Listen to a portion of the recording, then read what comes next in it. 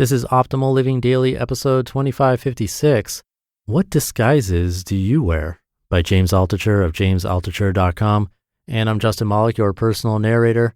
And we're going to jump right into today's post as we optimize your life. What disguises do you wear? By James Altucher of jamesaltucher.com. The guy dressed as a construction worker was begging me for money. It was 5 a.m. and I was on the corner of Wall Street and Broad. To my left was the New York Stock Exchange, and in front of me were the steps where George Washington took his oath of office. Policemen with dogs were patrolling. The guy had a hard hat on, looked dirty as if he had been working day and night in the holes and underground ecosystem that powers New York City with its wires, its sewage, its steam, its electricity. "Come on, guy," he said. "My buddy's left and now I just need $10 to get back to Staten Island because my wife is sick and I have to skip my shift this morning." Not only did he have his hard hat on, he had that orange vest with the yellow stripes so that people could see him in the dark. He had every appearance of a construction worker. I started reaching into my pocket. "Well, thanks a lot, dude," he said. But then I saw one of the cops with the dogs shake his head no. I said, "I don't have anything, sorry." And the construction worker said, "Come on, man, my wife is sick. I just need $10 to get to the ferry." But I walked on. I went up to the cop that shook his head no. "That guy is here every day," he said. "He's not a construction worker." The sun started to come up. This was in March 2009. The stock market was still crashing. The unemployment rate was skyrocketing. I was about to get fired from something. Well, from many things. I was making money from about 4 different sources, some of them competing. All of them would fire me within a month. I was scared. I looked back behind me. The construction worker was talking to someone else, an older guy in a suit and a hat. I didn't want to be an older guy in a suit and a hat. The guy was reaching into his pocket for money. The cop was nowhere to be seen. The sun was up. Everybody is in disguise. Who will you be in disguise as today? A good father, a good husband, a maniac, a good neighbor, a bored friend, an ambitious partner, an up-and-coming employee? What suit will you put on? How will you beg the world for your piece of it? What cops will circle around and try to prevent you from getting what you want? If only I could want nothing, beg for nothing, then nobody would stop me. A year later, I moved away from Wall Street. Recently, TEDx Wall Street asked me to speak. I looked down the list of speakers. Do I really want to be around these people? Do I really want to go back to that exact spot, the New York Stock Exchange? "We're trying to give a good impression of Wall Street," the sponsor said to me. "So think of something to say along those lines." Did I really want to do that? I said yes. Then a week before the event, I said no. I said I honestly had nothing to say. That same day, TEDx Huntsville in Huntsville, Alabama, asked me to speak on September 9th. I've never been to Alabama, but I'm an honorary lieutenant colonel in Alabama, the way Colonel Sanders is just an honorary colonel in Kentucky. How did I get to be an honorary lieutenant colonel in Alabama, even though I've never set foot in that state? When I was 12, I wrote to the governor and lied and said I was about to move there. I lived in suburban New Jersey, and both my parents commuted to New York City, and that I loved the state of Alabama, and nothing would make me happier than being an honorary lieutenant colonel there. I had done my research on every honorarium every state offered. I'm an honorary colonel in Mississippi, an honorary citizen of Texas, and honorary whatever in many states.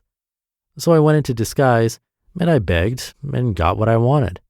The construction guy didn't.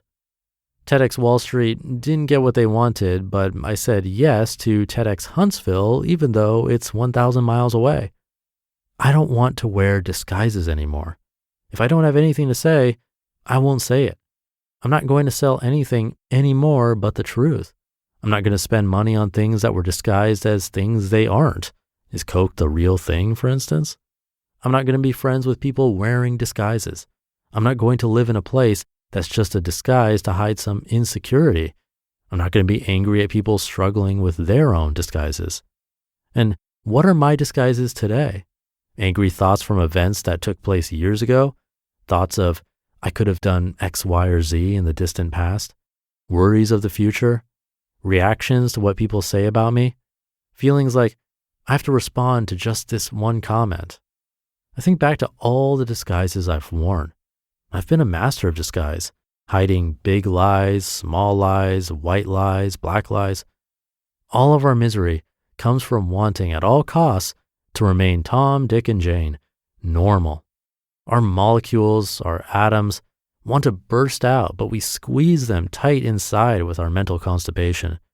The real me must never be seen, or I'll be laughed at, sneered at, abandoned, and poverty will wipe itself with the last microbes that are left of me. I get scared. Most of Peter Parker's stress was that he had to hide his Spider-Man identity. This body of ours, this disguise, is in constant revolt against the abominable scam of having to endure. We don't need to do that anymore.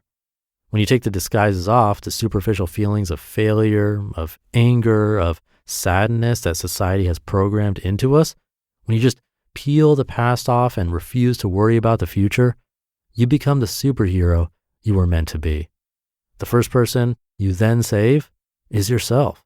Then the world down below will see you swinging free from rooftop to rooftop. TEDx Huntsville told me I could speak about whatever I wanted. I'm going to go to a place I've never gone before and speak about something I've never spoken about before.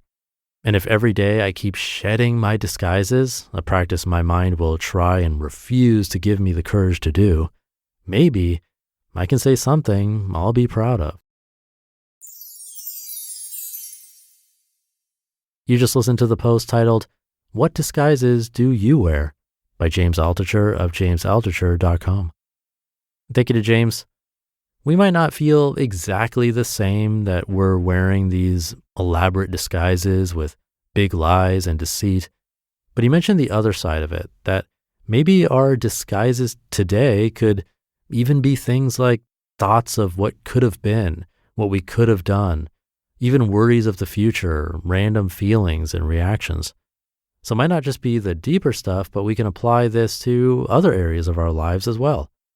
It reminds me a bit of the idea that we're all wearing lenses. This isn't exactly where he was going with this, but nevertheless, we have these filters on that take what we see and then make sense of it based on our own experience and interpretation. Maybe you and I happen to align really well, so we have, let's say yellow lenses on. It wouldn't be the exact same shade of yellow since no human experience is even close to being the same, but maybe our circumstances were similar and what we think and feel is pretty close. Well, then there's going to be someone else who has completely different colored lenses, maybe blue or pink, all sorts of colors.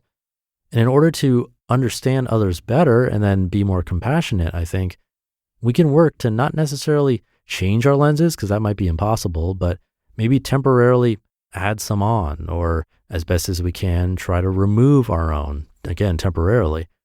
We all have these disguises or masks, but if we can even just simply recognize this, then as James said, maybe we can do something we're proud of. So try to see that mask or lens today. Have a great rest of your day and night, and I'll be back tomorrow where your optimal life awaits.